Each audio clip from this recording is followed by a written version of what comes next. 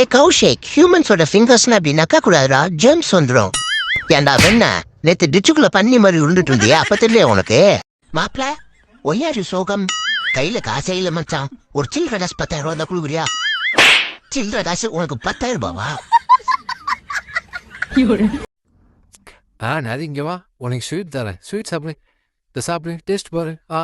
எனக்கு சின்ன பெருசுல வேணா, நீ மட்டும் பெருசு வந்து எனக்கு செசு தர. உன் கையில உள்ள பெருசு தான், அது தந்தாதான் திம்பேன். இரு அப்படியே திருப்போம், அந்த இதை பாரு.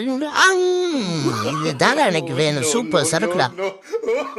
ஒரு ஃப்ரெண்டை பார்க்க போறோமே, 1/2 கிலோ முந்திரி அல்வா வாங்கிட்டு போகும் இல்லாம கேப்சிகம் கொடை மிளகாயம் இது வாங்கிட்டு வராங்க.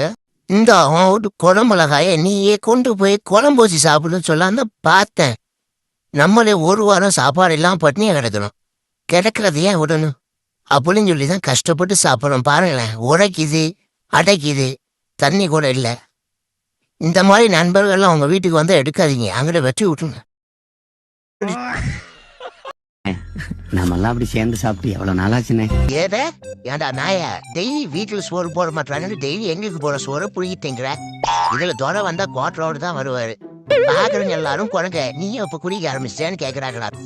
நெக்ஸ்ட் டைம் வரும்போது பாட்டிலோட வந்தீங்கன்னா சோறு கிடைக்காது பாத்துக்கோ. மோடி எடுத்துன்றா. என்ன மாமே, லவ் லெட்டர் எழுதுறியா? நான் சொல்ற மாதிரி எழுது. வாடி நாட்டுக்கட்ட 6 மணிக்கு வரவா அவங்க வீட்டுக்கிட்ட, அசமா வந்து மாட்டிக்கிட்ட இந்த ஜப்பான் மூஞ்சிக்கிட்ட. இப்படி எழுதுறா போதும். இதெல்லாம் கவிதையாடா? ஆமா, இவருக்கு வந்து வைரமுத்து கவிதை எழுதுனா தான் பிடிக்கும். அந்த சைடு வாங்கின மூஞ்சிக்கு இதுவே அடிக்குண்டா. மூடிட்டு எழுதுறா. யாருமே சப்ஸ்கிரைபே பண்ண மாட்டீங்க. நான் கோச்சுக்கு நான் போங்க சும்மா சென்னையே சப்ஸ்கிரைப் பண்ணுங்க. கமெண்ட் பாக்ஸ்ல நம்ம இன்ஸ்டாகிராம் லிங்க் இருக்கு, ஃபாலோ பண்ணிக்கோங்க.